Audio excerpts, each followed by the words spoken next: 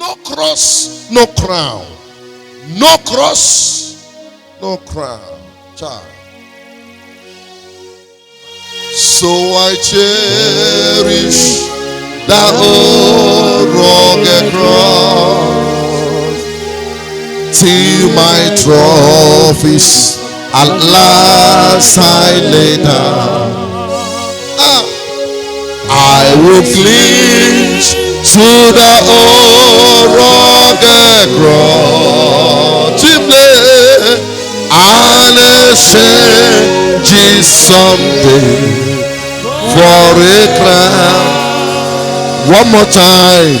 So I cherish that old rugged cross to my trophies at last I lay down. Oh yes, I will cling to the old rugged cross and exchange for a crown. For I will exchange it someday for what? A crown. No cross, no crown. I am going to simplify it into two categories. One, I'm going to talk about the salvational part of it, and I'm going to talk about the prosperity part of it. First of all, let's look into the salvational part of it. I want us to understand something. When you talk about no cross, no crown, that means everybody is believing that there is a cross you must carry, and you believe at the end of the race of the cross, you should be what? Now, let's look into the salvational part of it. Do you know that as a child of God, you didn't pay anything for you to be saved?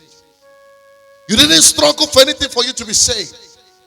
But I've discovered that for you to sustain that save that Jesus gave to you, you will carry a cross. There are some people who dresses half naked, like Jezebelian dresses, which in our own church here we condemn that very, very well. But I can tell you something, that God can save you in that part of life. You can be half naked on the road and God decides to save you, you shall be saved. It does not require you to dress godly before God saves you. You can dress anyhow and God decides to save you. Hello. But I've discovered that for you to receive a crown, you must carry a cross. What kind of cross will you carry? That cross is simple. That when God saves you when you are naked, you are expected to clothe yourself after God might have saved you. What it means is that if you were half naked on the street and God saved you, God has brought you out of that nudity life, and God expects you to carry the cross of salvation, which is knowing that as a normal woman being with morals, you need to cover yourself. So that part of life, you will always do everything to rebuke it in your life. And when you sustain it, that is your cross. Okpa, you paid this debt, but you did not owe. I owe this debt, but I could not pay. I needed someone to wash my sins away. But now I can sing a brand new song. Amazing grace. Lord Jesus paid this debt that I could never pay. He never failed me yet.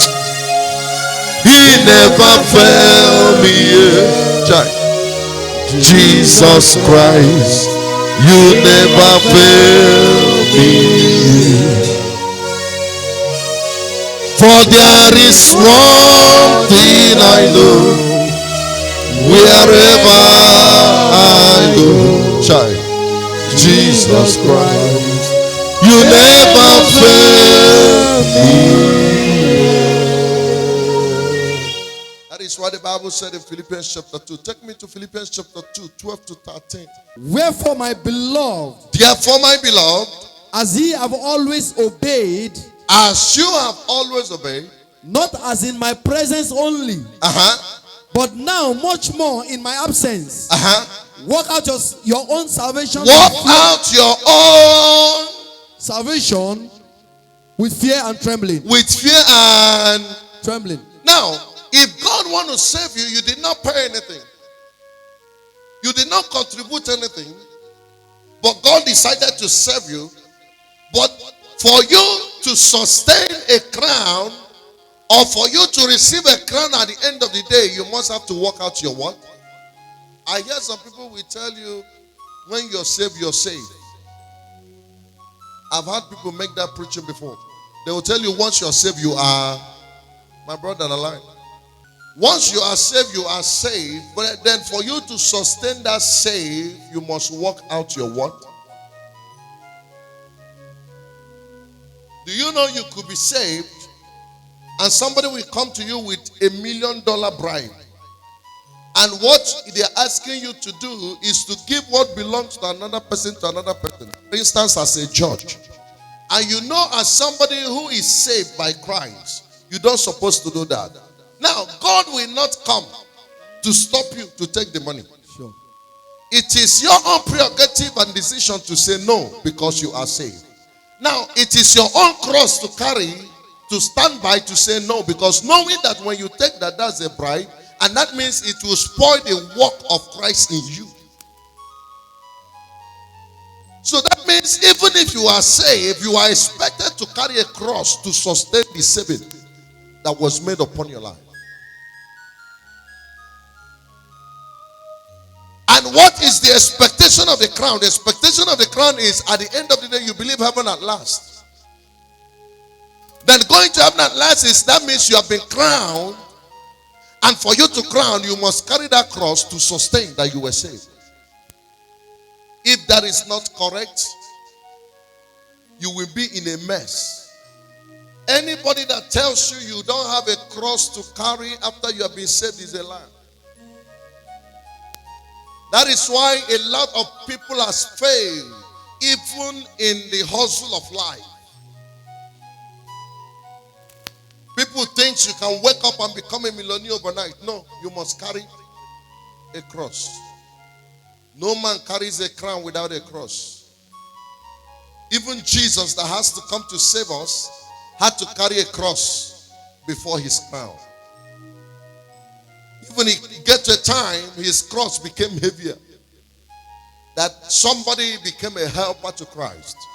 That is why in the life and the race of life, when you're carrying your cross, you equally pray for a helper. There is nobody on earth that has never prayed for a helper. Even if you're a president, you cannot run that office alone. You must need Anumujuru Mekele Chukwu Imelao Anumujuru Mekele Chukwu Imelao Papi wengi mawele Ese bubi dika ripu moli Ikwe siri tukwa sobi Aine kelegi Na po Isiala Nenyegi Papi wengi mawe chuma me Eze bube kwediga haripu Ndikware naki Chineke Ikwesiri ntụkwasị obi chime Ana mekele gị chai Na kpọkwa isi ala Nenyegi Okwa, you paid this debt, but you did not owe.